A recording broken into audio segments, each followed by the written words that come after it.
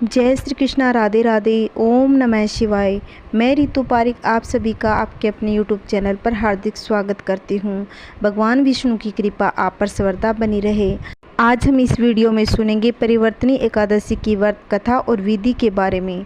भाद्रपद मास की शुक्ल पक्ष की एकादशी को परिवर्तनी एकादशी, ढोल एकादशी, जल झूलनी एकादशी कहा जाता है। इस व्रत में भगवान विष्णु की वामन रूप की पूजा अर्चना की जाती है। यह भी कहा जाता है कि इस दिन भगवान विष्णु नाग सेया पर सोते समय करवट बदलते हैं। इस एकादशी का नाम परिवर्तनी एकादशी कहा गया। इस व्रत को करने से समस्त पापों का नाश हो जाता है। इस दिन भक्त विधि विधान से भगवान विष्णु के 10वें अवतार वामन देवता की पूजा अर्चना करते हैं। उनके समस्त पाप नष्ट हो जाते हैं और माँ लक्ष्मी की कृपा प्राप्त होती है। इसी दिन देवतागण को राजा बलि के अत्याचार से मुक्ति मिली थी। इस दिन परिवर्तनी एकादशी व्रत रखने से एक दिन पहले ब्रह्मचर्य का पालन करें, यानी 10वीं तिथि को शाम के समय लहसुन प्याज का सेवन न करें और इस दिन हो सके तो लिक्विड चीज़ें जैसे दूध, जूस, फल आदि का ही सेवन करना चाहिए। व्रत के दिन सुबह जल्दी स्नान करके स्वस्थ वस्त्र धारण करके पूजा का संकल्प लें। पूजा के स्थान पर विष्णु भगवान और माता लक्ष्मी की प्रतिमा स्थापित करें और उन्हें पंचामृत से स्नान कराएं। भगवान विष्णु की प्रतिमा के सामने गंध, पुष्प, धूप, दीप, नैवेद्य अर्पित करें और उनकी पूजा करें। पूरे दिन व्रत रखकर व रात्रि जागरण करें। दूसरे दिन द्वादशी के दिन शुभ मुहूर्त पर पारणा करें। पारण के समय ब्राह्मणों को भोजन कराकर दान देकर आशीर्वाद लें। आइए कहानी सुनते हैं। युधिष्ठिर कहने लगे कि हे भगवान, भाद्रपद शुक्ल एकादशी का क्या नाम है? इसकी विधि तथा इसका महात्म्य कृपा करके कहिए। तब भगवान श्री कृष्ण कहने लगे कि इस पुण्य, स्वर्ग और मोक्ष को देने वाली तथा सब पापों का नाश करने वाली उत्तम वामन एकादशी का महात्म्य मैं तुमसे कहता हूँ, तुम ध्यानपूर्वक सुनो। परिवर्तनी एकादशी यज्ञ करने से वाजपेयी यज्ञ का फल मिलता है। पापियों के पाप नाश करने के लिए इससे बढ़कर कोई दूसरा उपाय नहीं। जो मनुष्य इस एकादशी के दिन मेरी पूजा करता है उसके तीनों लोग पूजे जाते हैं। अतः मोक्ष की इच्छा करने वाले मनुष्य इस व्रत को अवश्य करें। जो कमल नयन भगवान का कमल से पूजन करते हैं वे अवश्य भगवान के समीप जाते हैं। जिसने भाद्रपद शुक्ल एकादशी को व्रत और पूजन किया उसने ब्रह्मा विष्णु सहित तीनों लोकों को पूज लिया। अतः हरिवासर अर्थात एकादशी का व्रत अवश्य करना चाहिए। इस दिन भगवान करवट लेते हैं, इसलिए इसको परिवर्तनी एकादशी भी कहते हैं। भगवान के वचन सुनकर युधिष्ठिर बोले कि हे भगवान, मुझे अति संदेह हो गया है कि आप इस प्रकार सोते और करवट लेते हैं तथा किस तरह राजा बलि को बांधा और वामन रूप रखकर क्या क्या लीलाएं की। चातुर्मास के व्रत की क्या विधि है तथा आपके शयन करने पर मनुष्य का क्या कर्तव्य है, सो आप मुझसे विस्तार पूर्वक कहिए। श्री कृष्ण कहने लगे कि हे राजन, अब आप सब पापों को नष्ट करने वाली कथा का श्रवण करें।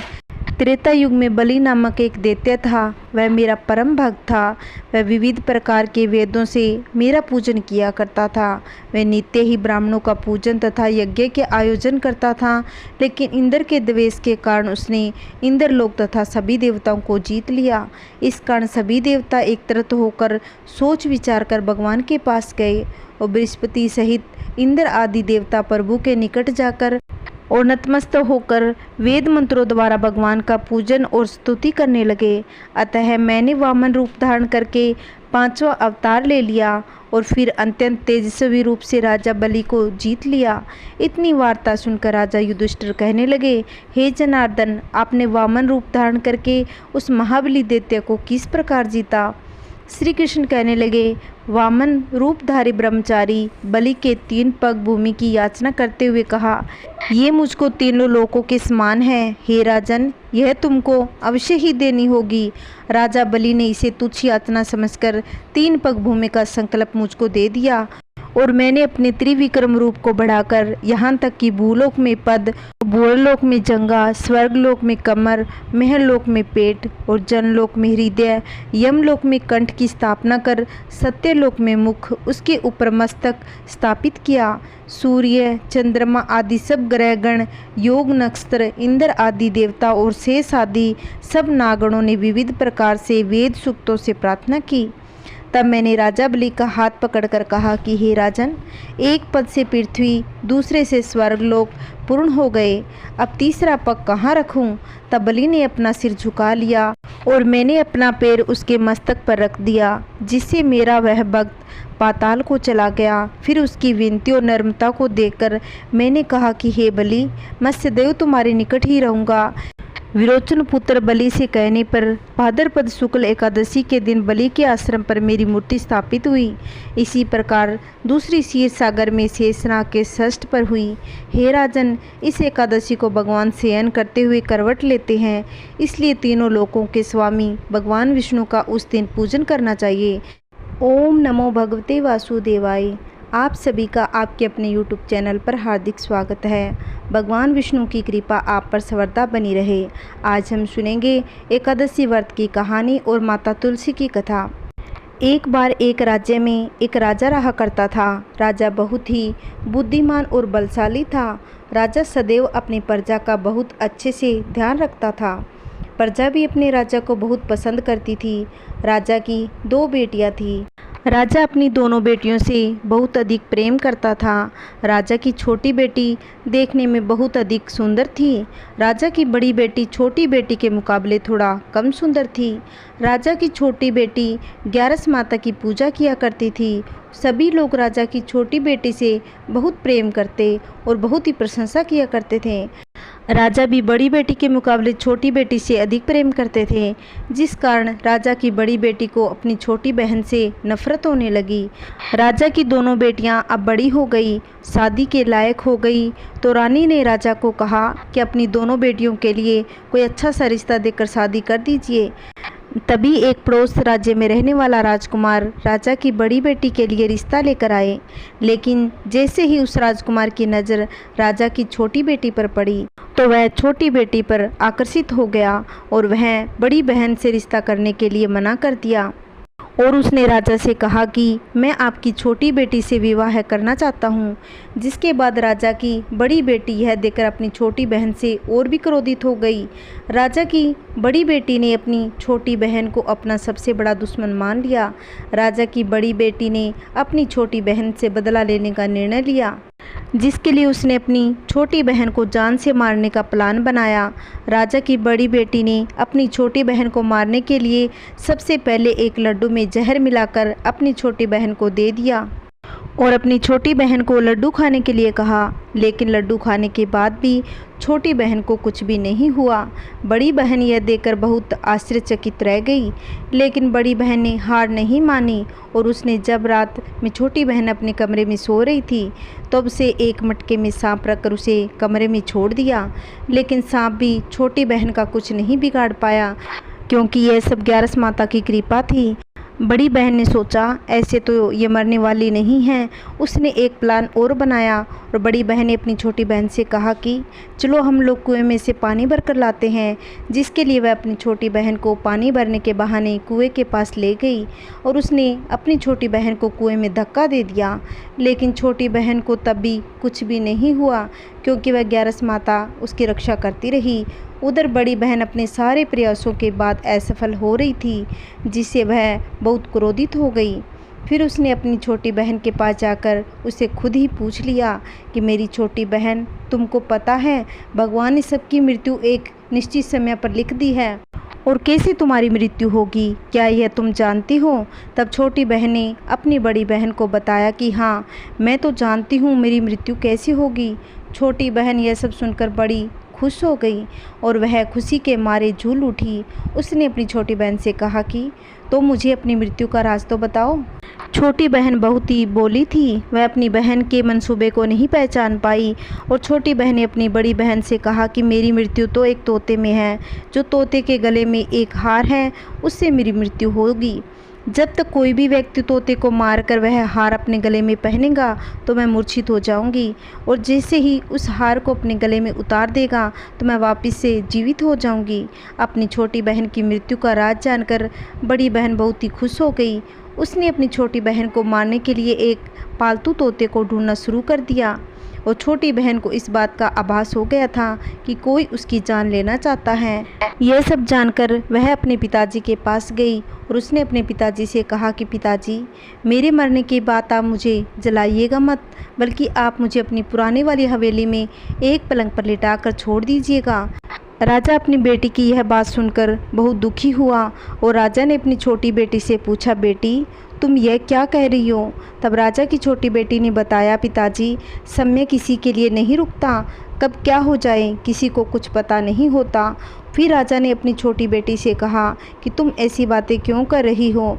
2-3 दिन में तुम्हारा विवाह है। लेकिन छोटी बेटी ने अपने पिताजी को ऐसा करने पर मजबूर कर दिया और उसने वचन ले लिया। राजा ने भी अपनी छोटी बेटी की बात स्वीकार कर ली और 2-3 दिनों के बाद जब शादी का समय आया तब राजकुमार बारात लेकर राजा के घर आए और राजकुमार और राजा की छोटी बेटी का विवाह शुरू हो गया।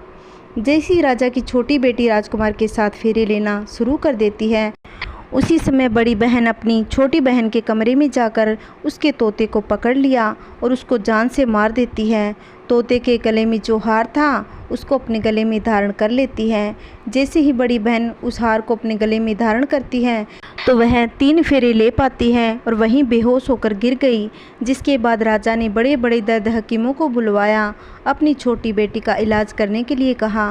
राजा की बात सुनकर वैद्य ने छोटी बेटी को जब चेक किया तो राजा को बताया कि आपकी छोटी बेटी ना तो जीवित है और ना ही मरी हुई, यह तो हम पहली बार देख रहे हैं। राजा ने वैद्य और हकीम को यह बात बाहर बताने से मना कर दिया। उनको कहा कि अगर तुमने यह बात बाहर वालों को बताई हम तुम्हें फांसी दे देंगे। राजा ने अपनी छोटी बेटी को पुराने महल में जाकर एक पलंग पर लेटा दिया, वहां पर कुछ सैनिकों को तैनात कर दिया और राजा महल में वापस आ गया। राजा की बड़ी बेटी अपने पिताजी के पास आई और कहने लगी कि पिताजी, अगर ये शादी संपन्न नहीं हुई तो आपकी इज्जत का क्या होगा? अगर आप कहें तो आपकी इज्जत मैं बचाने के लिए राजकुमार से शादी करने के लिए तैयार हूँ। राजा अपनी बड़ी बेटी की बात मान गया और राजा ने बड़ी बेटी को छोटी बेटी के कपड़े पहनाकर मंडप में भेज दिया। लेकिन राजकुमार यह जान गया कि यह राजा की छोटी बेटी नहीं बल्कि राजा की बड़ी बेटी है। लेकिन जब राजकुमार ने शादी करने से मना किया तो सभी लोगों ने राजकुमार को विवश कर दिया कि राजा की छोटी बेटी के बच्चे फेरों को संपन्न कर राजा की बड़ी बेटी से विवाह संपन्न करा दिया जाए। जिसके बाद राजकुमार राजा की बड़ी बेटी को अपने महल ले आया। राजकुमार राजा की बड़ी बेटी से ना तो बात करता था, न ही उसको पसंद करता था, ना ही उसके आसपास भटकता था। राजकुमार ने यह फैसला किया था कि वह अपनी प्रेमिका को ढूंढकर ही रहेगा, यह जानकर रहेगा कि उसके साथ क्या हुआ। एक दिन राजकुमार अपने घोड़े पर सवार होकर पुराने महल के पास पहुंचा, जहां पर उसने कुछ सैनिकों को देखा। महल के पास पहुंचकर राजकुमार ने जब महल को ध्यान से देखा तो वह समझ गया यह तो हमारे ससुर जी का महल है। तब राजकुमार ने सैनिकों से पूछा, तुम लोग यहाँ क्या कर रहे हो? इस महल के अंदर उस पलंग पे कौन लेटा है? जिसके बाद सैनिकों ने बताया कि यहाँ पर राजा की छोटी बेटी है।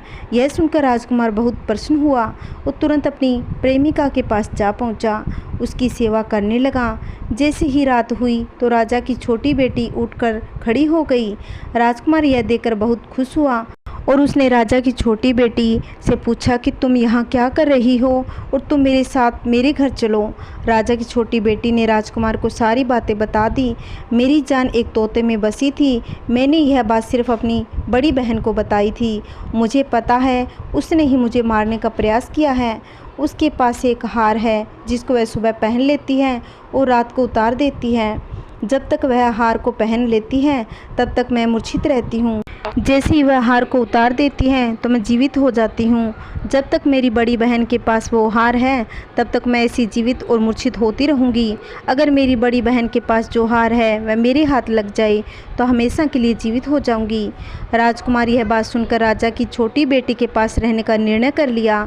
उसने अपने बचे हुए सारे फेरे पलंग में लेटी राजकुमारी से ले ली और अपना विवाह पूर्ण कर लिया, वहीं पर ही रहने लगा। देखते ही देखते कुछ समय में राजा की छोटी बेटी राजकुमार की पत्नी पेट से हो गई। एक दिन राजकुमार को किसी काम से बाहर जाना पड़ा, तब छोटी बहन के पेट में बहुत दर्द होने लगा। जिसके बाद उसने ग्यारस माता का आह्वान किया। जिसके बाद वहाँ पर ग्यारस माता प्रकट हुई। उन्होंने अपने भक्त के दर्द को दूर किया और एक पुत्र की प्राप्ति करवाई। वहीं पर अचानक से राजकुमार आ गया। राजकुमार ने ग्यारस माता को देखा तो वह आश्चर्यचकित रह गया। उसने तुरंत माता को प्रणाम किया और ग्यारस माता ने राजकुमार से कहा कि जब तुम्हारा पुत्र 5 वर्ष का हो जाएगा तुम अपनी पत्नी का हार लाकर गले में डाल देना। देखते ही देखते राजकुमार राजा की छोटी बेटी का पुत्र 5 वर्ष का हो गया। राजकुमार अपने बेटे से कहने लगा कि बेटा, मैं कुछ काम से बाहर जा रहा हूँ, तुम अपनी माता का ध्यान रखना। और वह यह कहकर चला गया। राजा को बाहर निकलता देख बड़ी बहन के सैनिकों ने देख लिया और बड़ी बहन को जाकर सारी बात कह दी। जिसके बाद बड़ी बहन अपनी छोटी बहन के पुत्र को वहाँ से उठवा लिया और उसको मरवा दिया। छोटी बेटी के पुत्र के 2 टुकड़े कर दिए। पहला टुकड़ा चक्की के पास छुपा दिया और दूसरा टुकड़ा अपनी पलंग के नीचे रख दिया। अब ग्यारस माता भिखारी का रूप लेकर आ गई। एक भिखारी का रूप रखकर बड़ी बहन के पास चली गई। जिसके बाद वहाँ पर भिक्षा मांगने लगी।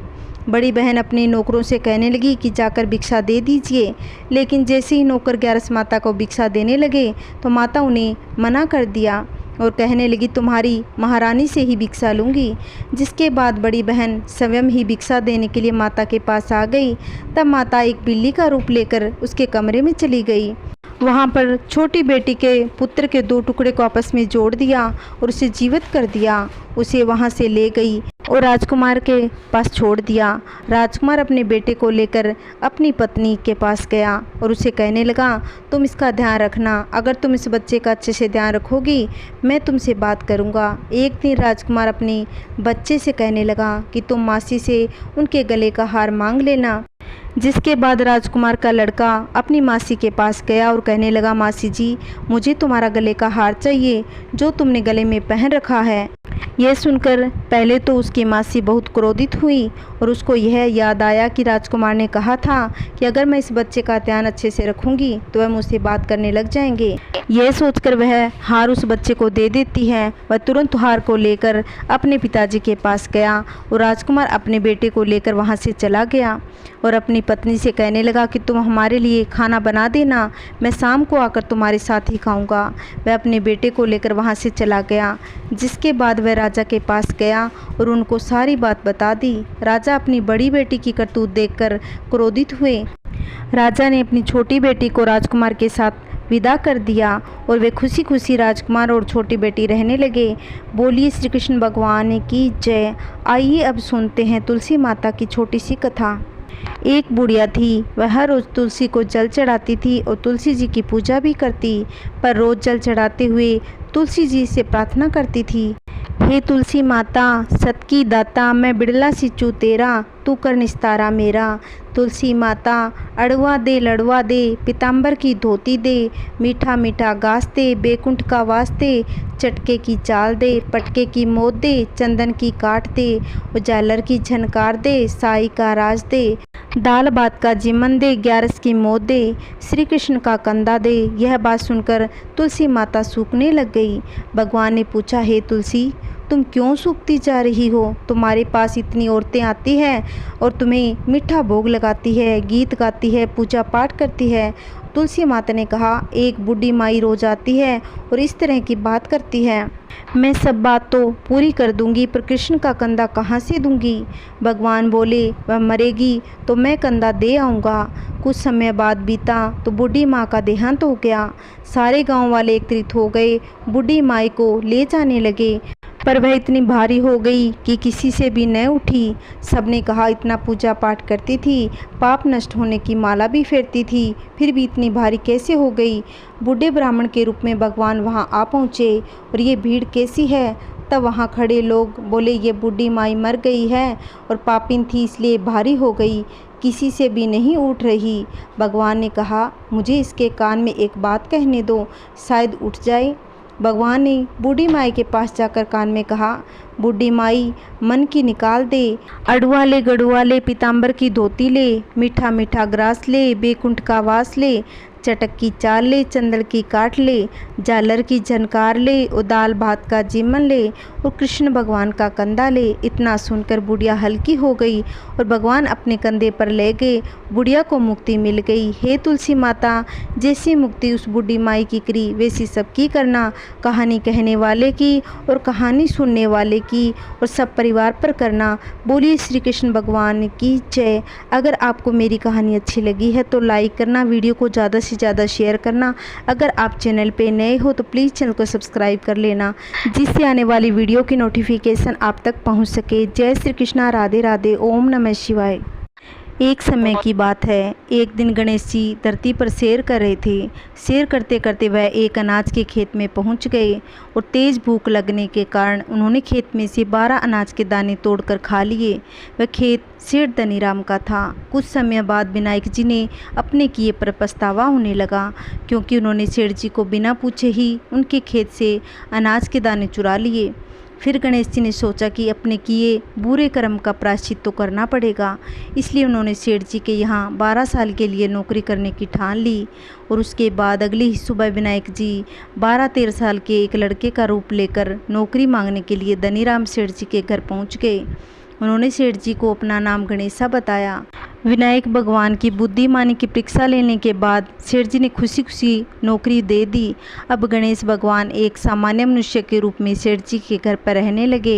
एक दिन सेठ जी की पत्नी शाम के समय घर का काम खत्म करने के बाद राख से हाथ धोने जा रही थी। यह देखकर गणेश जी ने सेठानी जी के हाथ पकड़कर जबरदस्ती मिट्टी से धुलवा दिए। गणेश की इस हरकत से सेठानी आग बबूला हो गई और उन्होंने सेठ जी के कमरे में जाकर गणेशा की सारी शिकायत कर दी। सेठानी ने सब कुछ सुनने के बाद सेठ धनीराम ने गणेशा को बुलाया और इस हरकत का कारण पूछा। गणेशा जी बोले कि सेठानी शाम के समय राख से हाथ धो रही थी।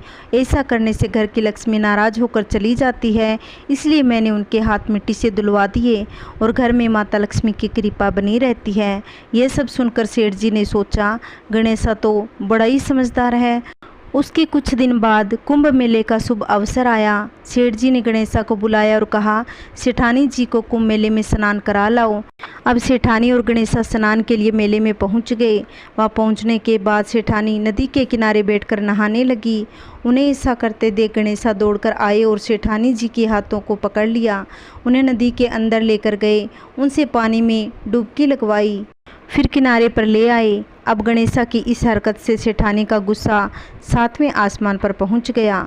सेठानी जी घर आते आते पूरे रास्ते गणेशा को ताने मार रही थी, लेकिन गणेश भगवान सब कुछ शांति से सुन रहे थे। घर आते ही सेठानी ने सेठ जी के पास फिर से गणेशा की शिकायत कर दी।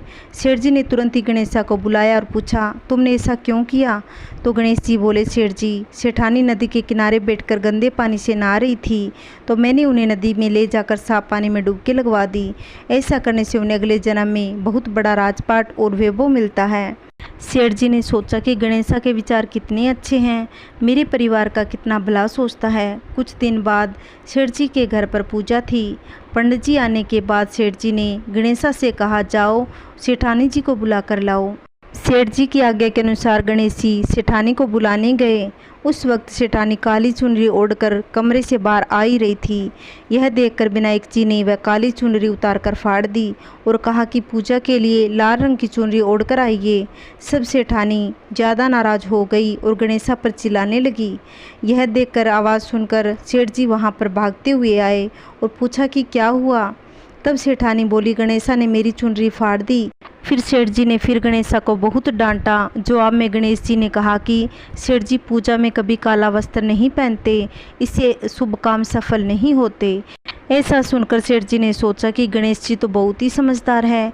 इसी तरह लीला रचाते हुए उसी घर में 12 वर्ष बीत गए। फिर एक दिन सेठ जी ने नया कारोबार शुरू करने से पहले घर में पूजा रखी थी।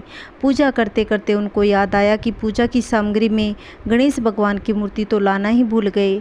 तब उन्होंने अपने नौकर गणेशा को पूजा घर के भगवान विनायक जी मूर्ति लाने के लिए कहा। गणेशा बोला कि मुझे ही मूर्ति समझकर पूजा में विराजमान कर लीजिए, आपके सारे शुभ काम सफल हो जाएंगे। यह बात सुनकर सेठ जी गुस्सा हो गए। बोले, गणेशा तुम अब तक सेठानी के साथ मजाक करते थे, अब मुझसे भी करने लगे। उत्तर में गणेश जी ने मुस्कुराते हुए कहा, नहीं सेठ जी, मजाक नहीं कर रहा, मैं सत्य वचन कह रहा हूँ। इतना कहने के बाद गणेश जी अपने असली रूप में प्रकट हो गए। साक्षात गणेश भगवान को सामने देख सेठ और सेठानी उनके चरणों में लीन हो गए और उन्होंने अपनी पूजा संपन्न कर ली। उसके बाद गणेश जी देखते ही देखते अंतर्ध्यान हो गए। बाद में सेठ और सेठानी को बहुत पछतावा होने लगा कि स्वयं भगवान हमारे घर नौकरी कर रहे थे, हमने उनके साथ कितना बुरा व्यवहार किया। उसने बहुत सारा काम करवाया। सोच सोच कर दोनों दुखी रहने लगे। फिर उसी रात सेठ और सेठानी के सपने में गणेश भगवान प्रकट हुए। उन्हें समझाया कि मैंने 12 साल पहले तुम्हारे खेत में 12 अनाज के दाने बिना पूछे तोड़ लिए थे। उसी कर्म का दोष दूर करने के लिए मैं 12 साल से तुम्हारे घर नौकरी कर रहा था। अगले ही दिन सेठ जी के गणेश भगवान की माया से उनका व्यापार दिन दुगना रात चौगुना तरक्की करने लगे। धनीराम सेठ जी के जीवन की काया पलट हो गई। बोलिए गणेश जी महाराज की जय। जैसे भगवान ने धनीराम की काया पलट करी, वैसे सबकी करना। कहानी कहने वाले को और कहानी पढ़ने वाले को और कहानी सुनने वाले को सभी के घर में सुख शांति बनाए रखना। बोलिए गणेश जी महाराज की जय। अगर आपको मेरी कहानी अच्छी लगती हो तो लाइक करना, वीडियो को शेयर करना। अगर आप चैनल पे नए हो तो प्लीज़ चैनल को सब्सक्राइब करना, जिससे आने वाली वीडियो की नोटिफिकेशन आप तक पहुँच सके। जय श्री कृष्णा, राधे राधे।